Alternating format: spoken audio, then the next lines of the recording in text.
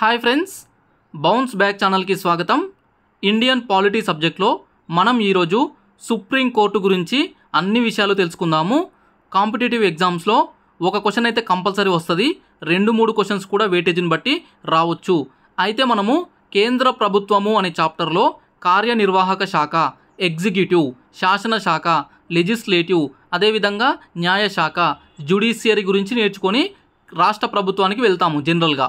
కానీ నేను కేంద్ర ప్రభుత్వాన్ని, రాష్ట్ర ప్రభుత్వాన్ని కంపారేటివ్ మెథడ్లో చెప్తున్నాను కాబట్టి కేంద్ర ప్రభుత్వంలో కార్యనిర్వాహక శాఖ, ఎగ్జిక్యూటివ్ గురించి చెప్పినప్పుడు రాష్ట్ర ప్రభుత్వంలో కూడా ఎగ్జిక్యూటివ్ చెప్పాను. దాని ద్వారా ఈజీగా గుర్తుండే అవకాశం ఉంటుంది కాబట్టి ఈ మెథడ్లో నేను చెప్తున్నాను.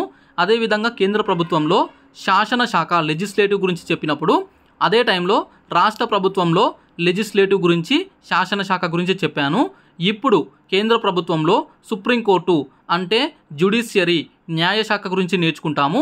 దాని తర్వాత రాష్ట్ర స్థాయిలో హైకోర్టు, అదేవిధంగా సబార్డినేట్ కోర్టులు, ట్రిబ్యునల్స్, ఇతర అన్ని అంశాలు కూడా నేర్చుకుంటాము.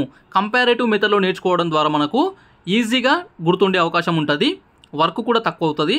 సో అందుకని నేను ఈ మెథడ్లో చెప్తున్నాను. ఈ విషయం తెలియక కొంతమంది ఏం చేస్తున్నారంటే కేంద్ర ప్రభుత్వంలో ఈ పాయింట్ చెప్పలేదు, ఆ చాప్టర్ చెప్పలేదు, ఇలాంటి కామెంట్స్ చేస్తున్నారు. మీరు మొత్తం చూడండి, పాలిటీ క్లాసెస్ అన్నీ అయిపోయిన తర్వాత అప్పుడు ఏది మిస్ అయిందో మీరు కామెంట్ చేస్తే దాని గురించి చెప్పే ప్రయత్నం చేస్తాను. సినిమా మొత్తం చూడకుండా మీరు సినిమా బాగాలేదంటే ఇలా ఉంటుంది. సో మొత్తం చూడండి. ఓకే, ఇక ఈరోజు మనం సుప్రీంకోర్టు గురించి అన్ని విషయాలు తెలుసుకుంటాము. ఈ చాప్టర్ని స్టార్ట్ చేసే ముందు ఒక చిన్న రిక్వెస్ట్, ఎప్పటిలాగానే వీడియో పూర్తిగా చూసిన తర్వాత నచ్చితే లైక్ చేయండి, షేర్ చేయండి. ఇక కొత్తగా ఛానల్ని చూస్తున్న వాళ్ళైతే సబ్స్క్రైబ్ చేసుకోండి. ఇక చాప్టర్ స్టార్ట్ చేద్దాము. సుప్రీంకోర్టు భారత రాజ్యాంగం ప్రకారం మన దేశంలో సమీకృత న్యాయ వ్యవస్థ అంటే ఇంటిగ్రేటెడ్ జ్యుడిషియల్ సిస్టమ్ కలదు. మన దేశంలో ఇంటిగ్రేటెడ్ జ్యుడిషియల్ సిస్టమ్ ఉంది. మన భారతదేశం యొక్క, భారత రాజ్యాంగం యొక్క విశిష్ట లక్షణాలు అనే చాప్టర్లో కూడా నేను ఎక్స్ప్లెయిన్ చేశాను. సో ఇంటిగ్రేటెడ్ జ్యుడిషియల్ వ్యవస్థ అంటే ఏంటంటే అత్యున్నత స్థానంలో దేశంలో సుప్రీంకోర్టు ఉంటుంది, దాని కింద హైకోర్టు ఉంటుంది, దాని కింద జిల్లా కోర్టులు, ఇతర కోర్టులు ఇవన్నీ ఉంటాయన్నమాట, సబార్డినేట్ కోర్టులు.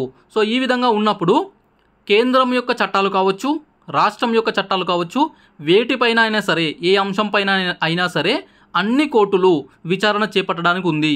సో సాధారణంగా సబార్డినేట్ కోర్టుల నుంచి అక్కడ న్యాయం దొరకకపోతే హైకోర్టుకు, అక్కడ న్యాయం జరగకపోతే సుప్రీంకోర్టుకు ఒకే అంశం పైన ఇలా వెళ్ళడానికి అవకాశం ఉంది.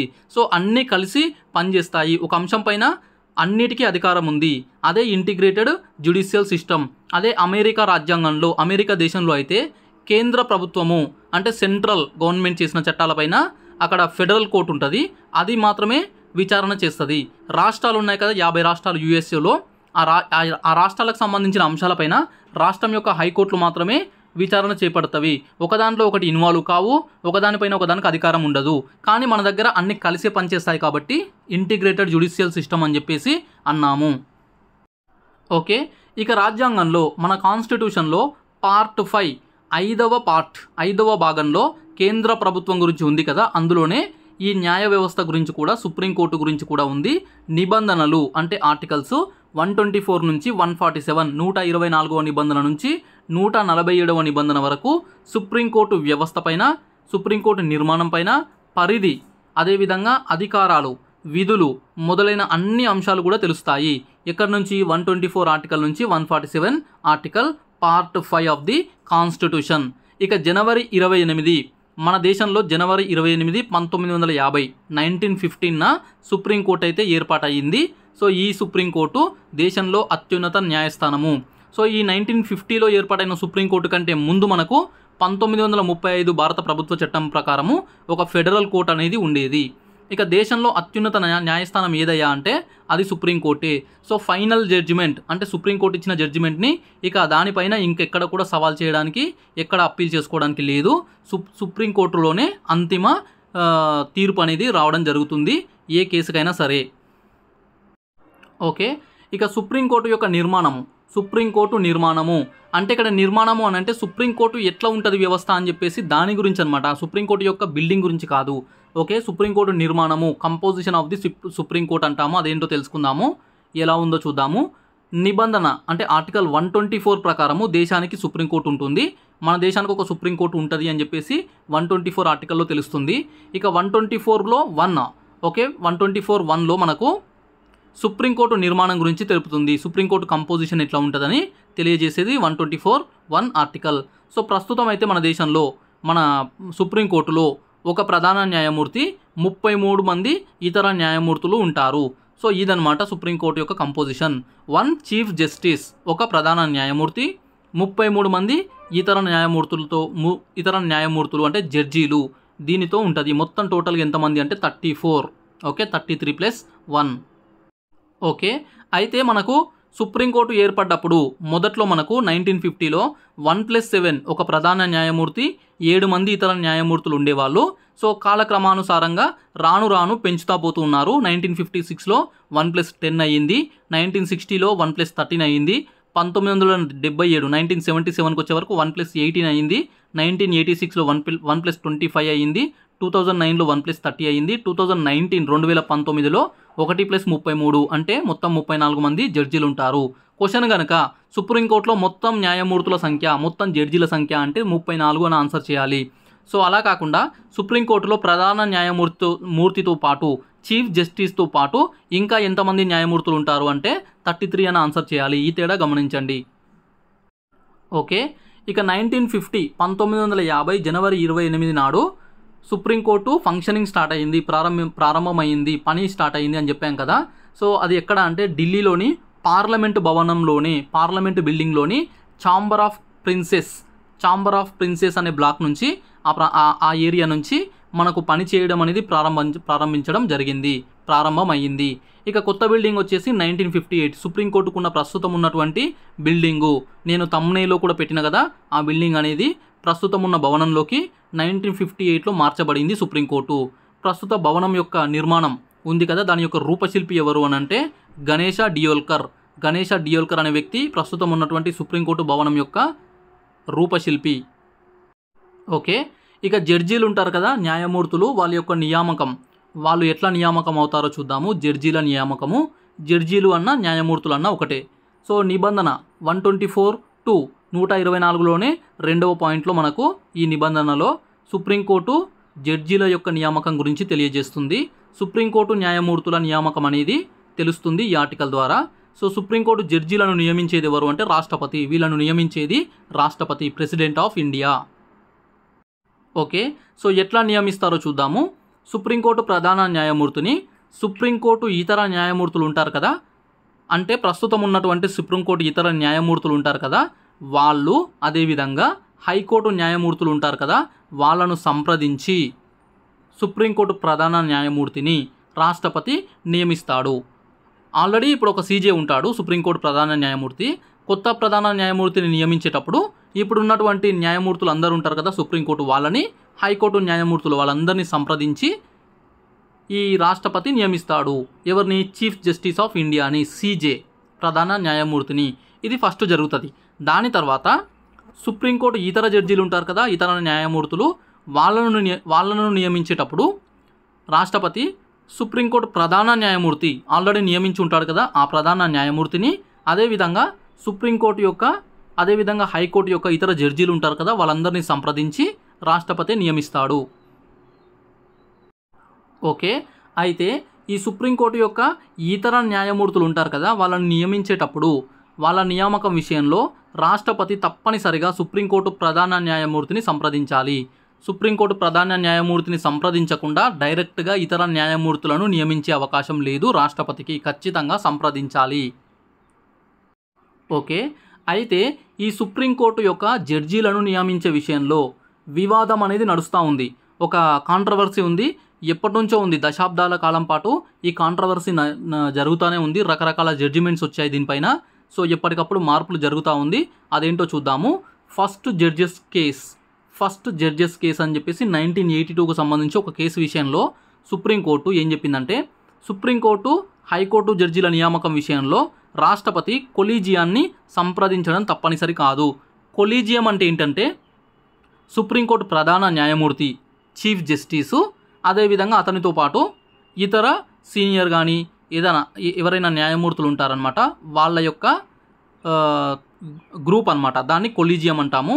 సో దాన్ని సంప్రదించాల్సిన అవసరం లేదు, సో వాళ్ళని సంప్రదించకుండానే నియమించవచ్చు అని చెప్పేసి ఫస్ట్ జడ్జెస్ కేసులో తీర్పు రావడం జరిగింది. ఈ తీర్పు ఎవరు ఇస్తారు మళ్ళీ అంటే సుప్రీంకోర్టు ఇచ్చిన తీర్పే ఇది. ఓకే, ఇక సెకండ్ జడ్జెస్ కేసు 1993 1993కి వచ్చే వరకు ఈ సెకండ్ జడ్జెస్ కేసు అంటాము. అందులో అక్కడేమన్నారంటే సుప్రీంకోర్టు ఇతర న్యాయమూర్తులను నియమించేటప్పుడు రాష్ట్రపతి కొలీజియాన్ని తప్పనిసరిగా సంప్రదించాలి. Okay, so president must consult this collegium. Okay, so అని చెప్పేసి ఇక్కడ పేర్కొన్నారు. సెకండ్ జడ్జెస్ కేసు 1993 కొలీజియాన్ని అంటే చీఫ్ జస్టిస్ అతనితో పాటు ఇతర న్యాయమూర్తులు ఉండే ఆ గ్రూప్ని ఖచ్చితంగా సంప్రదించే అప్పుడే ఇతర న్యాయమూర్తులను నియమించాలి అని చెప్పేసి పేర్కొన్నారు. నెక్స్ట్ థర్డ్ జడ్జెస్ కేస్ అని చెప్పేసి 1998లో 1998లో జరిగినటువంటి వచ్చినటువంటి తీర్పు ప్రకారము కొలీజియాన్ని సంప్రదించడం తప్పనిసరి. ఇక్కడ కూడా కొలీజియాన్ని సంప్రదించడం తప్పనిసరి అన్నారు. ఇక కొలీజియంలో ఏముంటుందో కూడా పేర్కొన్నారు. కొలీజియంలో చీఫ్ జస్టిస్ ప్రధాన న్యాయమూర్తి, సుప్రీంకోర్టు ప్రధాన న్యాయమూర్తితో పాటు 4 మంది ఇతర న్యాయమూర్తులు కూడా ఉంటారు. So CJ + 4 members other judges అనమాట. ఈ 5 మందితో కూడిన వ్యవస్థని ఈ కొలీజియాన్ని తప్పనిసరిగా సంప్రదించాలని చెప్పేసి 1998 3వ జడ్జెస్ కేసులో కూడా సుప్రీంకోర్టు తీర్పిచ్చింది. నెక్స్ట్ 99వ రాజ్యాంగ సవరణ చట్టం ప్రకారము 2014 మరియు అదేవిధంగా national judicial appointments commission act అని చెప్పేసి 2014లో ఏర్పాటు చేశారు. దీని ప్రకారము కొలీజియం స్థానంలో NJAC ఏర్పాటు చేయడం జరిగింది. 99వ రాజ్యాంగ సవరణ చట్టం ద్వారా ఏం చేశారంటే NJAC అని చెప్పేసి ఒకటి ఏర్పాటు చేశారు. దానికి సంబంధించి ప్రత్యేక చట్టం చేశారు. దాన్నే national judicial appointments commission act అని చెప్పేసి అంటాము. సో ఈ కొలీజియం ప్లేస్లో ఇది వచ్చేసింది. అంటే ఈ కొలీజియాన్ని కాకుండా ఇప్పుడు NJACని సంప్రదించి ఈ ఇతర న్యాయమూర్తులను నియమించాలి అని అర్థం అన్నమాట. ఓకే, అయితే 2015లో అంటే ఆ NJAC ఏర్పడిన నెక్స్ట్ ఇయర్లోనే మళ్ళీ దీనిపైన వివాదం పైన కూడా మళ్ళీ సుప్రీంకోర్టు ఒక తీర్పు ఇవ్వడం జరిగింది. ఈ 99వ రాజ్యాంగ సవరణ చట్టం కావచ్చు, అదేవిధంగా NJAC యాక్ట్, ఈ రెండు కూడా చెల్లవు, ఈ రెండు కూడా రాజ్యాంగ విరుద్ధము, ఈ రెండు కూడా కొట్టేయాలి అని చెప్పేసి వాటి రెండింటిని కూడా తీసివేయడం అంటే క్యాన్సిల్ చేసింది. సో దీని ప్రకారము ఓకే, సో దీన్ని మనము 4th జడ్జెస్ కేసు 2015 అంటాము. 4th judges case. సో దీని ప్రకారము మనకు మళ్ళీ అంతకు ముందున్న కొలీజియం వ్యవస్థ వచ్చింది. సో దీని ప్రకారం ముందున్న కొలీజియంను సంప్రదించడం తప్పనిసరి అయ్యింది. సో ప్రజెంట్గా ఇప్పుడున్న సిచ్యువేషన్ ఏంటి అంటే ఇది లేటెస్ట్. ఇప్పుడు కొలీజియాన్ని సంప్రదించే ఇతర న్యాయమూర్తులను నియమించాలి. ఓకే, ఇక ప్రధాన న్యాయమూర్తికి సంబంధించి కూడా చీఫ్ జస్టిస్ నియామకానికి కూడా కొన్ని అంశాలు చూద్దాము, కొన్ని వివాదాలు. యాక్చువల్లీ మనకు 1950 నుంచి 1973 ఓకే, సో 1950 నుంచి 1973 వరకు సీనియర్ జడ్జి ఎవరైతే ఉంటారో ఆ వ్యక్తి, so senior most person in the supreme court ఉంటారు కదా జడ్జీలలో, ఆ వ్యక్తిని చీఫ్ జస్టిస్గా ప్రధాన న్యాయమూర్తిగా నియమించేవాళ్ళు. ఎప్పటి వరకు? 1973 వరకు. అయితే ఈ ట్రెండ్ అనేది, ఈ సాంప్రదాయం అనేది 1973లో అంటే వైలేట్ అయ్యిందనమాట. సో అప్పుడు 3 సీనియర్ జడ్జీలను కాదని ఏఎన్ రాయ్ అనే వ్యక్తిని చీఫ్ జస్టిస్గా నియమించడం జరిగింది. సో అది 1973లో జరిగింది. తర్వాత 1977లో కూడా సీనియర్ జడ్జిని కాదని ఎంయు బేగ్ అనే వ్యక్తిని చీఫ్ జస్టిస్గా నియమించారు. సో ఇక్కడ సీనియర్ వ్యక్తిని పక్కన పెట్టారు. అయితే 1993లో సెకండ్ జడ్జెస్ కేసు ఉంది కదా, ఆ కేసులో ఏం చెప్పారంటే సీనియర్ జడ్జిని మాత్రమే చీఫ్ జస్టిస్గా నియమించాలి, సీనియర్ జడ్జిని కాదని ఇతర వ్యక్తులను చీఫ్ జస్టిస్గా నియమించడానికి లేదు అని చెప్పేసి తీర్పు ఇవ్వడం జరిగింది సుప్రీంకోర్టు. సో ప్రస్తుతము చీఫ్ జస్టిస్గా ఎవరిని నియమిస్తారంటే అప్పుడున్నటువంటి జడ్జీలందరిలో సీనియర్ మోస్ట్ పర్సన్నే నియమిస్తారు. నెక్స్ట్ అర్హతలు, క్వాలిఫికేషన్స్ ఏముండాలి, అర్హతలు ఏముండాలో చూద్దాము. సుప్రీంకోర్టు జడ్జిగా నియామకం కావడానికి కింది అర్హతలు ఉండాలి. అవేంటంటే మొదటిది భారత పౌరుడై ఉండాలి. ఇది ఖచ్చితంగా అన్నిటికీ వర్తిస్తుంది. సో భారత పౌరుడై ఉండాలి. నెక్స్ట్ 5 సంవత్సరాలు హైకోర్టు జడ్జిగా పనిచేసిన అనుభవం ఉండాలి. 5 ఇయర్స్కు తగ్గకుండా మినిమం 5 ఇయర్స్ హైకోర్టు జడ్జిగా, ఏ హైకోర్టు అయినా కావచ్చు, దేశంలో ఉన్నటువంటి ఏ హైకోర్టుకైనా జడ్జిగా పనిచేసి ఉండాలి 5 ఇయర్స్. లేదంటే ఒకవేళ ఈ క్వాలిఫికేషన్ లేదంటే 10 సంవత్సరాలు హైకోర్టు న్యాయవాదిగా ఉండాలి.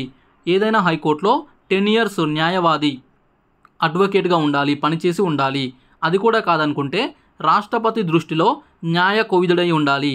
ఓకే, ఈ న్యాయ వ్యవస్థలో ఈ న్యాయ కోవిదుడు అంటే బాగా అనుభవం ఉన్న వ్యక్తి అయి ఉండాలి రాష్ట్రపతి దృష్టిలో, అప్పుడు కూడా నియమించవచ్చు. ఇక కనీస వయోపరిమితి అనేది లేదు. సో మినిమం ఏజ్ అనేది లేదు ఈ సుప్రీంకోర్టు జడ్జిగా నియామకం కావడానికి. అయితే మినిమం ఏజ్ లేదు, కానీ పదవీ విరమణ వయసు, రిటైర్మెంట్ వయసు అయితే ఉంది 65 ఇయర్స్. 65 సంవత్సరాలు వయసు నిండితే రిటైర్డ్ అవ్వాల్సి ఉంటుంది ఈ సుప్రీంకోర్టు ఏ జడ్జి అయినా సరే. అయితే ఇక్కడ ఈ ఏజ్ అనేది పెంచొచ్చు, తగ్గించవచ్చు, ఇవన్నీ అధికారాలు ఎవరికి ఉంటాయంటే పార్లమెంటు కలదు. పదవీ విరమణ వయస్సును మార్పులు చేసే అధికారము పార్లమెంటుకు ఉంటుంది. ఇక సుప్రీంకోర్టు జడ్జీలను నియమించేటప్పుడు రాష్ట్రపతి తప్పనిసరిగా కొలీజియంను సంప్రదించాలి. ఈ పాయింట్ ఆల్రెడీ డిస్కస్ చేశాము. రకరకాల వివాదాలు నడుస్తూ ఉన్నాయి, ఫ్యూచర్లో కూడా వివాదాలు రావచ్చు. నెక్స్ట్ ప్రమాణ స్వీకారం ఓత్ అంటాం కదా అది. సో సుప్రీంకోర్టు జడ్జీలు రాష్ట్రపతి సమక్షంలో లేదంటే రాష్ట్రపతి నియమించిన వ్యక్తి ఏదైనా అధికారి సమక్షంలో ప్రమాణ స్వీకారం చేయాల్సి ఉంటుంది. సో రాష్ట్రపతి సమక్షంలో కానీ లేదంటే రాష్ట్రపతి నియమించిన వ్యక్తి సమక్షంలో ఈ సుప్రీంకోర్టు జడ్జీలందరూ కూడా ప్రమాణ స్వీకారం చేస్తారు. నెక్స్ట్ జీతభత్యాలు, శాలరీ అండ్ అలవెన్సెస్ ఉంటాయి కదా. జీతభత్యాలు ఎలా ఉంటాయో చూద్దాము. సుప్రీంకోర్టు జడ్జీల జీతభత్యాలు, ఇతర సదుపాయాలు, సెలవులు, పెన్షన్లు, ఇవన్నీ అంశాలు ఎప్పటికప్పుడు పార్లమెంటు నిర్ణయిస్తుంది.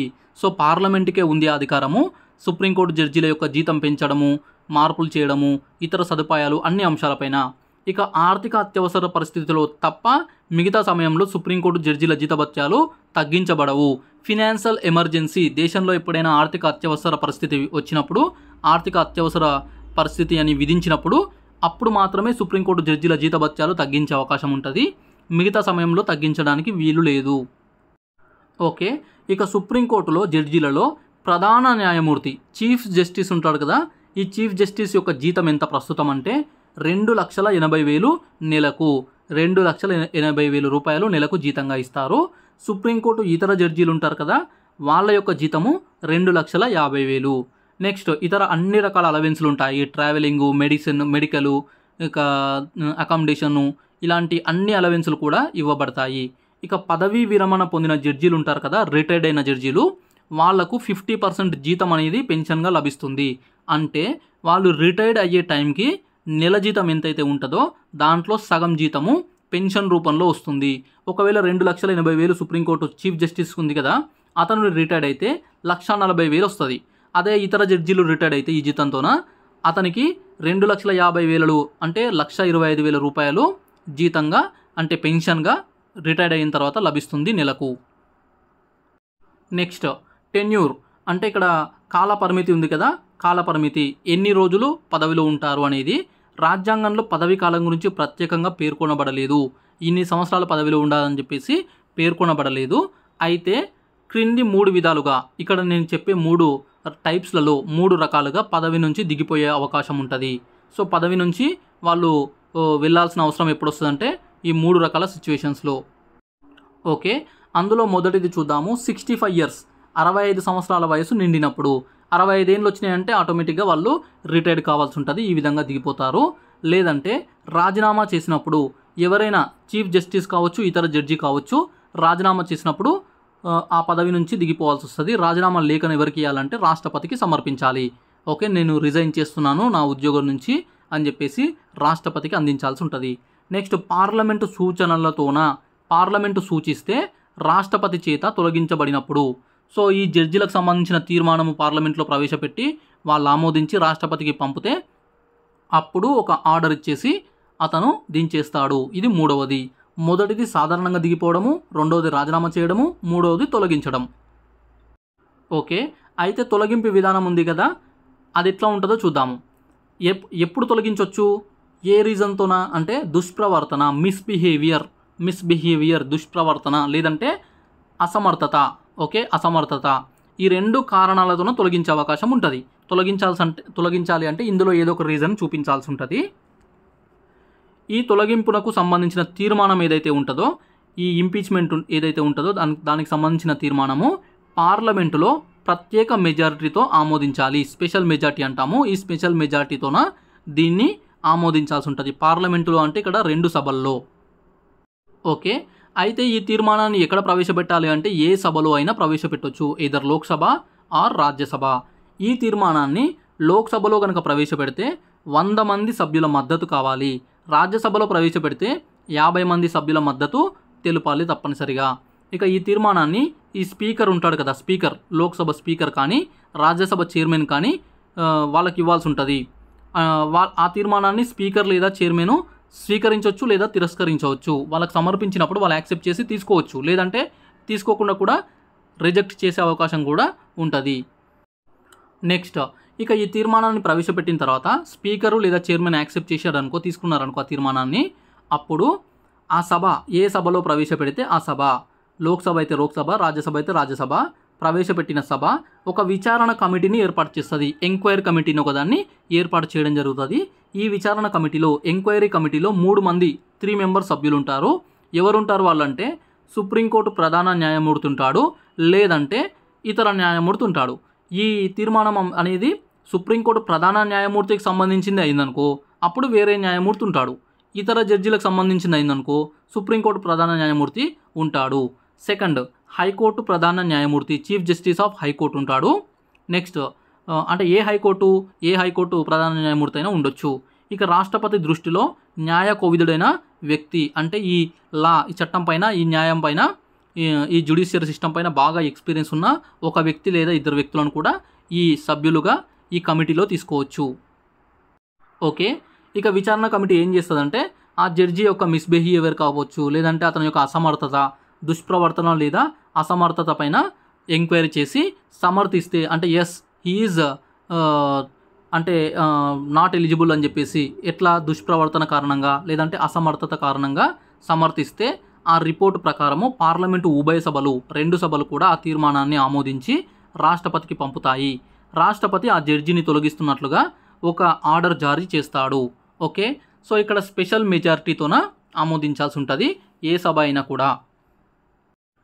ఓకే, ఇక స్పెషల్ మెజారిటీ అంటే ఏంటంటే లోక్సభలో కావచ్చు, రాజ్యసభలో కావచ్చు 2 రకాలుగా మెజారిటీ రావాలి. ఒకటి ఏంటంటే మొత్తం సభ యొక్క సభ్యుల సంఖ్య, అందులో నుంచి సాధారణ మెజారిటీ రావాలి. మొత్తం సభ సభ్యులు 543 ఉన్నారనుకో లోక్సభలో మొత్తం సభ్యులు, అందులో 50% కంటే ఎక్కువ ఓట్లు రావాలి. ఇంకొకటి హాజరైన వాళ్ళలో, అంటే ఇప్పుడు మొత్తం సభ్యులు హాజరు కాకపోవచ్చు, హాజరయ్యి ఓటు వేసిన వాళ్ళలో 2/3 మెజారిటీ రావాలి.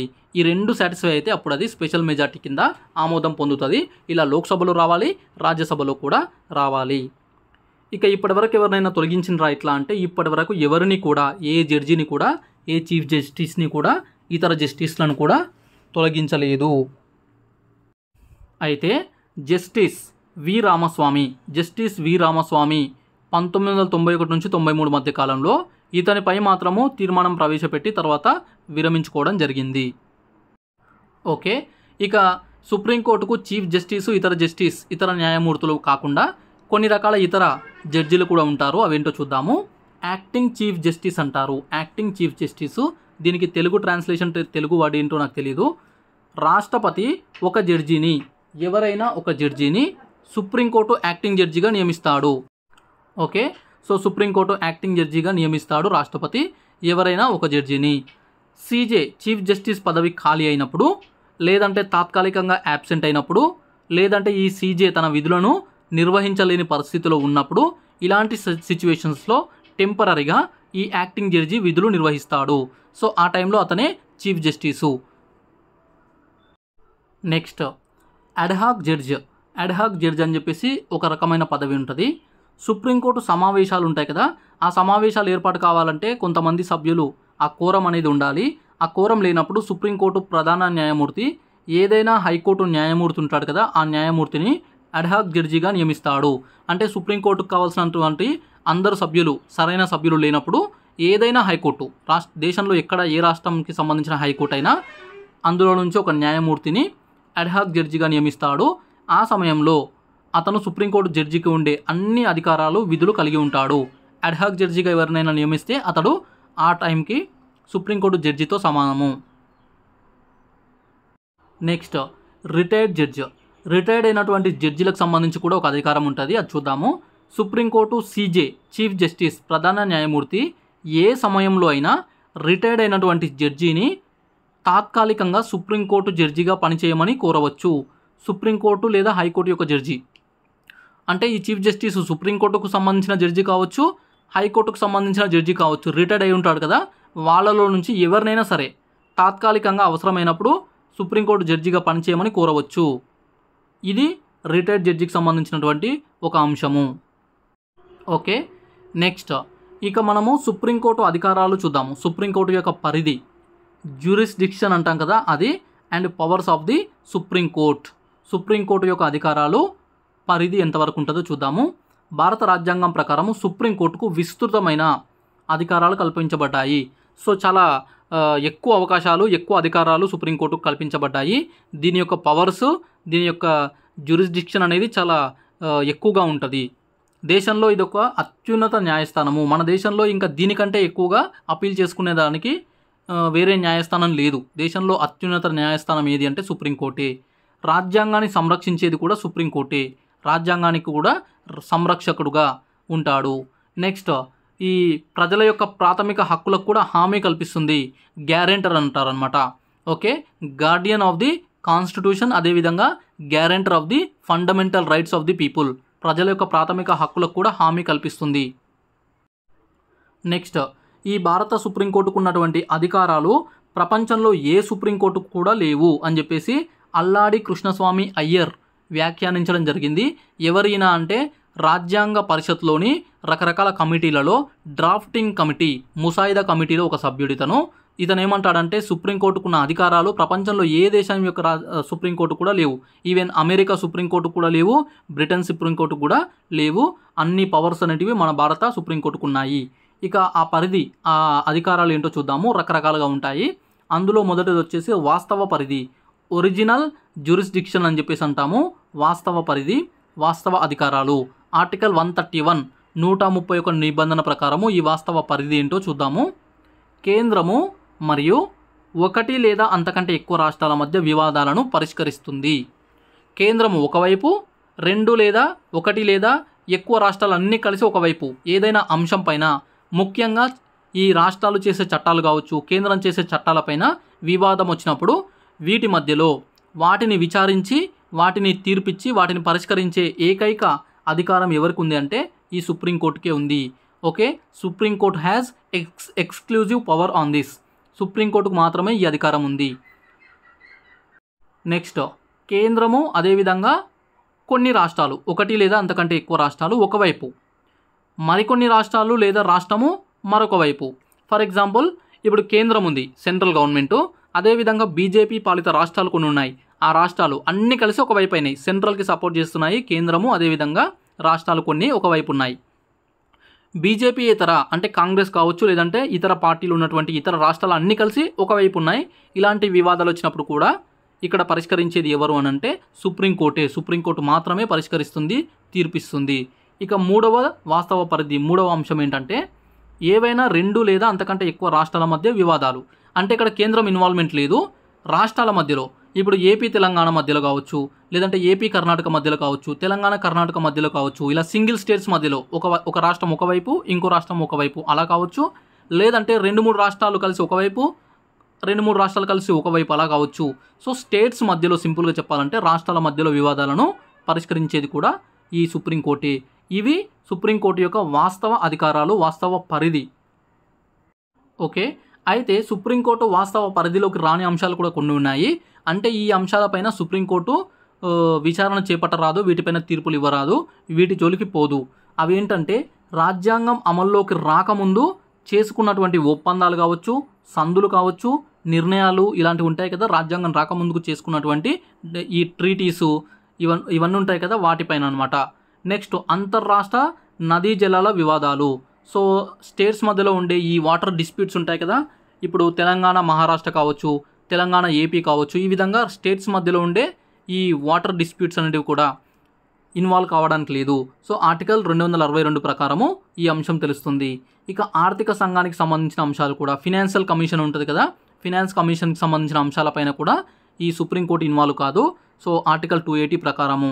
నెక్స్ట్ కేంద్ర రాష్ట్రాల మధ్యలో ఖర్చులు, కేంద్రము రాష్ట్రాల మధ్యలో ఖర్చులు, పెన్షన్స్ ఉంటాయి కదా, పెన్షన్స్కి సంబంధించిన సర్దుబాటు ఉంటుంది కదా, అడ్జస్ట్మెంట్, వీటికి సంబంధించిన డిస్ప్యూట్స్ పైన కూడా.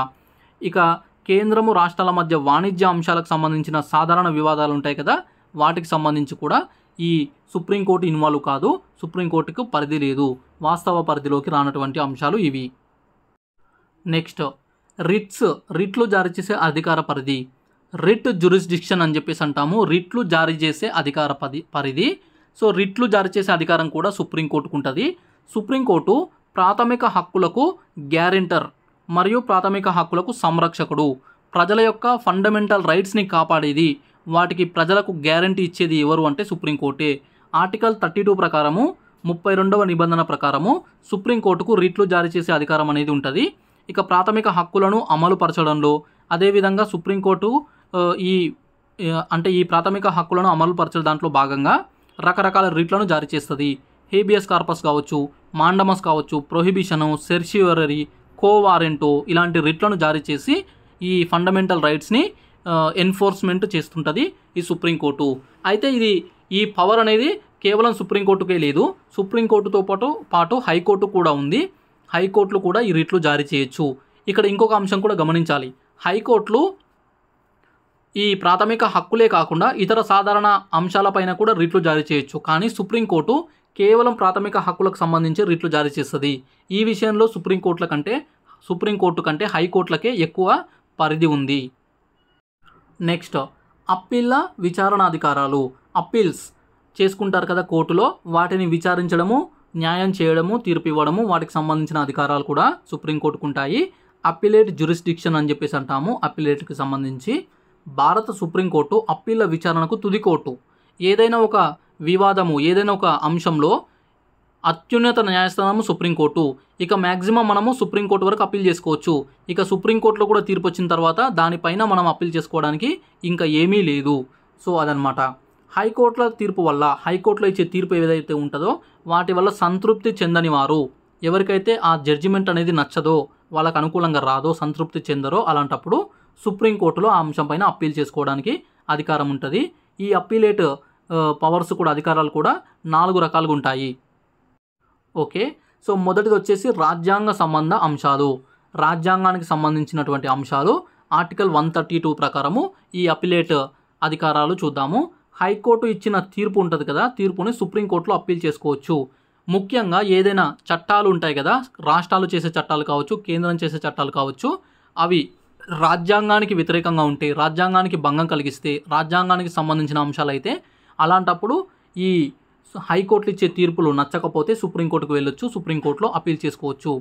హైకోర్టు ఈ అంశానికి తీర్పు ఇస్తూ సుప్రీంకోర్టులో అప్పీలు చేసుకోదగినది అని సర్టిఫై చేయాలి. డైరెక్ట్గా వెళ్ళడానికి లేదు, హైకోర్టు సర్టిఫై చేయాలి. వాళ్ళు ఇచ్చే జడ్జిమెంట్తో పాటు దీన్ని సుప్రీంకోర్టులో కూడా అప్పీల్ చేసుకోదగినది అని ఒక సర్టిఫై చేస్తే అప్పుడే సుప్రీంకోర్టులో అప్పీల్ చేసుకోవడానికి ఉంటుంది.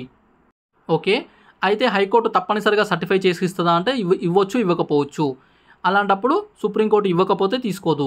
కానీ కొన్ని అంశాలు సుప్రీంకోర్టు తీసుకునే అవకాశం కూడా ఉంటుంది. నెక్స్ట్ రాష్ట్ర శాసనసభ రూపొందించిన చట్టాలు ఉంటాయి కదా, అవి రాజ్యాంగ విరుద్ధం అయితే హైకోర్టులో ఫిర్యాదు చేయొచ్చు. హైకోర్టులో న్యాయం జరగకపోతే సుప్రీంకోర్టుకు ఆశ్రయించవచ్చు. ఇది జనరల్ ప్రాసెస్.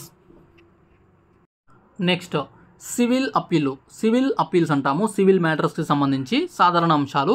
ముఖ్యంగా ఇందులో ఆస్తికి సంబంధించిన డిస్ప్యూట్స్ ఉంటాయన్నమాట. ఆస్తికి సంబంధించిన వివాదాలు, సివిల్ వివాదాలు అయినటువంటి ఆస్తి వివాదాలు ఉంటాయి కదా, వాటిని హైకోర్టులో పరిష్కరించుకోవచ్చు.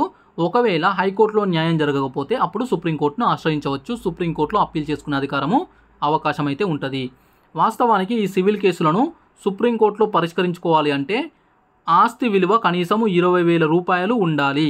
సో ఈ అంశం, ఏ ఆస్తి అంశం అయితే ఉంటుందో అది 20,000 అంతకంటే ఎక్కువ వాల్యూ అయినటువంటి అంశం అయితే అప్పుడు సుప్రీంకోర్టుకు ఆశ్రయించవచ్చు అనేది సాధారణంగా ఉన్నటువంటి అంశము.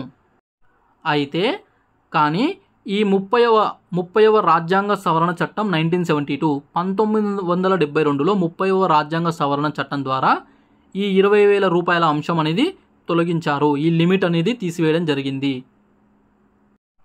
Next criminal appeals.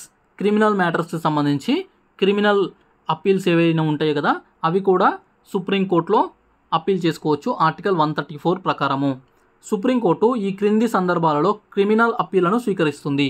Criminal appeals ఎప్పుడు స్వీకరిస్తుందంటే, హైకోర్టు ఈ కేసును సుప్రీంకోర్టు అప్పీల్ చేసుకోవచ్చని సర్టిఫై చేసినప్పుడు, ఏదైనా ఒక కేసుని తీర్పిస్తూ దీన్ని మీరు హైకోర్టులో కూడా అప్పీల్ చేసుకోవచ్చు అని చెప్పేసి సర్టిఫై చేస్తే అలాంటప్పుడు అవకాశం ఉంటుంది ఈ సుప్రీంకోర్టులో. నెక్స్ట్ జిల్లా సెషన్ కోర్ట్స్ ఉంటాయి కదా, అవి విధించిన యావజ్జీవ శిక్ష ఉంటుంది కదా, ఈ యావజ్జీవ శిక్షను హైకోర్టు కనుక మరణశిక్షగా మార్చినప్పుడు, జిల్లా కోర్టులు సెషన్ కోర్ట్స్ ఈ యావజ్జీవ శిక్ష విధించినాయి, కానీ దానిపైన విచారణ చేపట్టినటువంటి హైకోర్టు మరణశిక్ష వేసింది. అలాంటి సందర్భంలో ఇక సర్టిఫై అంటే ఈ హైకోర్టు సర్టిఫై చేయకున్నా కూడా డైరెక్ట్గా సుప్రీంకోర్టులో అప్పీల్ చేసుకోవచ్చు. నెక్స్ట్ జిల్లా సెషన్ కోర్ట్స్లు విచారిస్తున్న కేసులు ఉంటాయి కదా, వాటిని హైకోర్టు తనకు బదిలీ చేసుకొని తనకు ట్రాన్స్ఫర్ చేసుకొని ఎక్కువ శిక్ష విధించిన సందర్భంలో, ఏదైనా జిల్లా కోర్టులో ఒక కేసు అనేది విచారణ జరుగుతుంది, అప్పుడు హైకోర్టు ఏం చేస్తుందంటే దాన్ని ట్రాన్స్ఫర్ చేయించుకుంటుంది, అక్కడ నుంచి తనకే బదిలీ చేయించుకొని ఎక్కువ శిక్ష వేసింది అనుకుందాం. అలాంటి సందర్భంలో కూడా ఎలాంటి పర్మిషన్, ఎలాంటి సర్టిఫికేట్ లేకుండానే డైరెక్ట్గా సుప్రీంకోర్టులో అప్పీల్ చేసుకోవచ్చు. ఓకే, సో ఈ 3 రకాల అప్పీల్స్కి సంబంధించిన అధికారమే కాకుండా ప్రత్యేక అప్పీల్స్ కూడా ఉంటాయి. అప్పీల్ బై స్పెషల్ లీవ్ అని చెప్పేసి అంటారు. ఇది కూడా ఒక ప్రత్యేకమైనటువంటి సుప్రీంకోర్టుకున్న అధికారము. అదేంటో చూద్దాము. దేశంలోని ఏ కోర్టు విధించిన శిక్షలపైన అయినా, అంటే ఇది ఏ కోర్టు అయినా కావచ్చు, జిల్లా కోర్టు కావచ్చు, లేదంటే ఈ హైకోర్టులు కావచ్చు, ఏ కోర్టులైనా సరే సుప్రీంకోర్టులో అప్పీలు చేసుకోవడానికి సుప్రీంకోర్టు అనుమతి ఇచ్చే అధికారం కలిగి ఉన్నది. అంటే హైకోర్టులు సర్టిఫై చేయాలి కదా, హైకోర్టులు సర్టిఫై చేయకున్నా సరే సుప్రీంకోర్టే తనకు తానే అనుమతిచ్చి తానే యాక్సెప్ట్ చేసే అధికారం కలిగి ఉంది. అది ఏ కోర్టు ఇచ్చిన జడ్జిమెంట్ పైన అయినా కావచ్చు. ఫర్ ఎగ్జాంపుల్ తెలంగాణ హైకోర్టులో ఒక కేసు తీర్పు వచ్చింది, ఆ తీర్పు పైన సుప్రీంకోర్టుకు వెళ్ళాలి. సుప్రీంకోర్టుకు వెళ్ళడానికి ఆ తీర్పు పైన హైకోర్టు సర్టిఫై చేయలేదు, సుప్రీంకోర్టుకు వెళ్ళడానికి అవకాశం ఉంది అని చెప్పేసి సర్టిఫై చేయలేదు. అలా చేయనప్పుడు సుప్రీంకోర్టు స్వీకరించదు. కానీ కొన్ని ప్రత్యేక సందర్భాలలో ఈ సుప్రీంకోర్టు ఆ అనుమతి తానే ఇస్తుంది. ఎస్, మీరు సుప్రీంకోర్టులో మీరు కేసు అప్పీల్ చేసుకోవచ్చు అని చెప్పేసి ముందు సర్టిఫై చేసి స్వీకరిస్తుంది. ఈ అధికారమే అప్పీల్ బై స్పెషల్ లీవ్ అంటాము. అయితే కొన్ని సందర్భాల్లో ఉండదు. ఏంటంటే ఇది మిలిటరీ ట్రిబ్యునల్స్ కానీ కోర్టు మార్షల్ అంటే మిలిటరీ కోర్ట్స్ ఉంటాయి కదా, అవి విధించిన శిక్షల విషయంలో మాత్రము సుప్రీంకోర్టుకు ఈ అధికారం లేదు. ఓకే, సో ఈ అంశం పైన గతంలో 2018 గ్రూప్ 4 ఎగ్జామ్లో క్వశ్చన్ అడగడం జరిగింది. ఓకే, ఇక ఈ అంశం అనేది సుప్రీంకోర్టు యొక్క విచక్షణాధికారము. ఖచ్చితంగా అనుమతి ఇవ్వాల్సిన అవసరం లేదు. సో మీరు అనుమతి ఇవ్వాలి అని చెప్పేసి మనం అడగడానికి లేదు. సుప్రీంకోర్టు విచక్షణాధికారము. సుప్రీంకోర్టు ఇవ్వాలనుకుంటే ఇస్తుంది, లేకపోతే ఇవ్వదు. నెక్స్ట్ ఈ అప్పీలుకి ఎటువంటి ఈ అప్పీలు అనుమతి ఎలాంటి తీర్పులపైన అయినా ఇవ్వచ్చు. ఓకే, సో ఎలాంటి తీర్పులపైన అయినా ఇవ్వచ్చు. దాని అర్థం ఏంటి? రాజ్యాంగపరమైన అంశాలు కావచ్చు, సివిల్ మ్యాటర్స్ కావచ్చు, క్రిమినల్ మ్యాటర్స్ కావచ్చు, వేటిపైన అయినా ఈ అప్పీల్ చేసుకునే అనుమతి సుప్రీంకోర్టు ఇవ్వచ్చు. ఓకే, సో అది ఇక్కడ మెన్షన్ చేశాను. ఏ అంశంకి సంబంధించిందైనా అయి ఉండొచ్చు. సివిలు, క్రిమినల్, రాజ్యాంగపరమైన, ఆదాయ పన్ను ఇన్కమ్ ట్యాక్స్కి సంబంధించిందైనా, రెవెన్యూ పరమైన, సో ఏ విధమైన జడ్జిమెంట్ పైన అయినా ఇవ్వచ్చు. ఇక ఏ కోర్టు ఇచ్చిన తీర్పుకు వ్యతిరేకంగా అయినా ఈ అప్పీలు అనుమతి ఇవ్వచ్చు. ఏ కోర్టుకు ఇచ్చిన అంటే ఏ కోర్టు అంటే ఇక్కడ హైకోర్టు కావచ్చు, జిల్లా సెషన్ కోర్టులు కావచ్చు, ఇతర కోర్టులు కావచ్చు, ఏ కోర్టులైనా సరే అవి ఇచ్చిన తీర్పుకు వ్యతిరేకంగా ఈ అనుమతి అనేది సుప్రీంకోర్టు ఇవ్వచ్చు. ఎక్సెప్ట్ మిలిటరీ కోర్టు ఇచ్చిన అంశాలపైన కాకుండా మిగతా అన్ని కోర్టులు ఏ కోర్టు అయినా కావచ్చు, వాటికి వ్యతిరేకంగా ఈ అప్పీలు చేసుకునే అనుమతి సుప్రీంకోర్టు ఇవ్వచ్చు. ఓకే, సో దీనివల్ల సుప్రీంకోర్టుకు విస్తృతమైన అధికారాలు కల్పించబడ్డాయి. చాలా ఎక్కువ అధికారాలు అనేటివి లభించినాయి సుప్రీంకోర్టుకు. ఓకే, సో ఇవి వచ్చేసి అప్పీల్ చేసుకునే అధికారాలు. నెక్స్ట్ సలహా పరిధి అడ్వైజరీ జ్యూరిస్డిక్షన్ అని చెప్పేసి అంటాము. నిబంధన 143 143 ఆర్టికల్ ప్రకారము.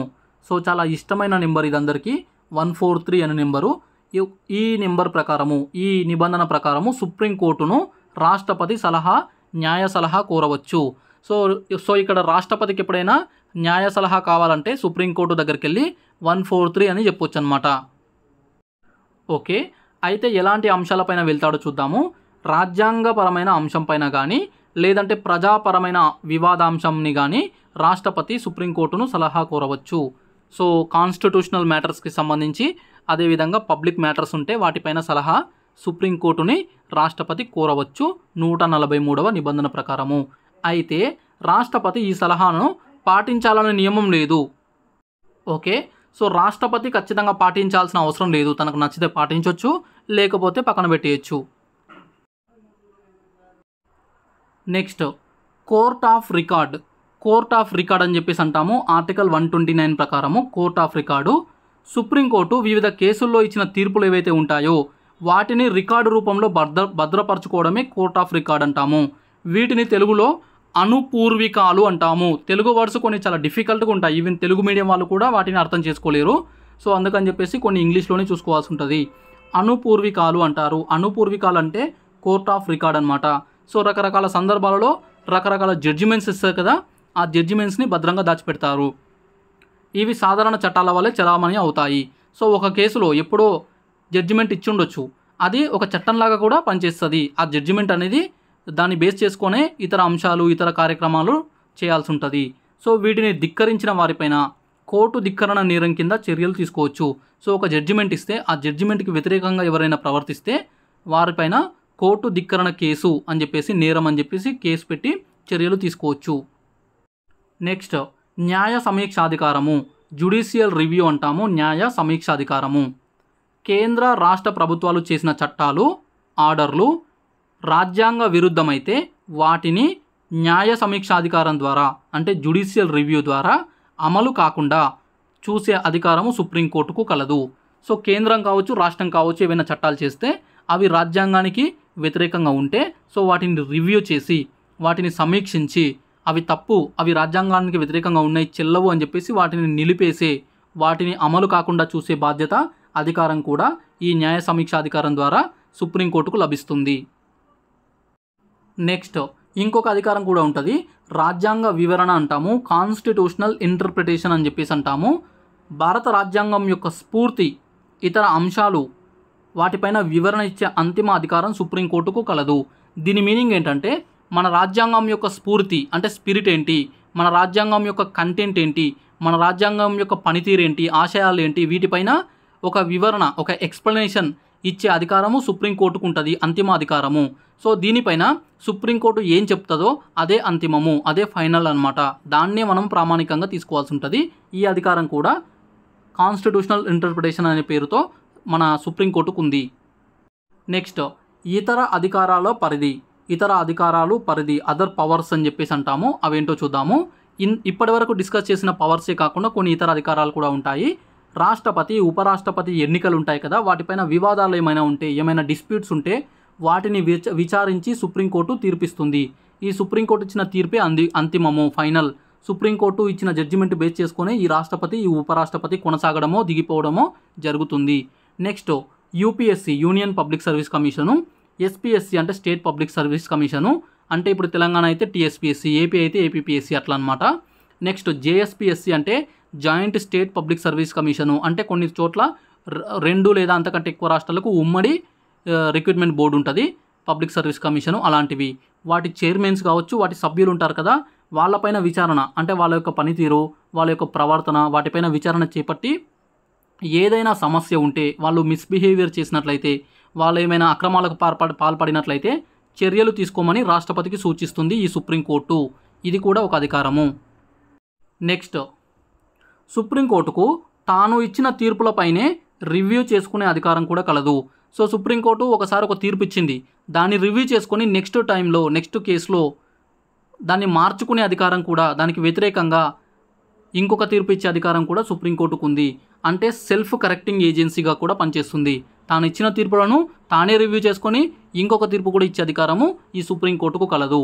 ఇక హైకోర్టులో పెండింగ్ ఉన్న కేసులు ఉంటాయి కదా, హైకోర్టులో ఏవైనా కేసులు పెండింగ్ ఉంటే వాటిని విచారించడము, వాటిని సుప్రీంకోర్టు తనకు బదిలీ చేసుకొని విచారించడము, అదేవిధంగా ఒక హైకోర్టు నుంచి మరొక హైకోర్టుకు కేసును బదిలీ చేసే అధికారం కూడా కలదు. ఏవైనా హైకోర్టులో కేసులు పెండింగ్ బాగా ఉంటే తానేనన్నా విచారిస్తుంది, లేదంటే ఇంకొక హైకోర్టుకు బదిలీ చేయడం కూడా చేసే అధికారం ఉంటుంది. ఇక చట్టం అనేది దేశంలో అంతటా అన్ని సాధారణ న్యాయ విభాగాలకు వర్తింపజేస్తుంది. సో దేశం మొత్తం కూడా చట్టము ఒకే విధంగా వర్తింపజేసే విషయంలో ఈ సుప్రీంకోర్టు పనిచేస్తుంది.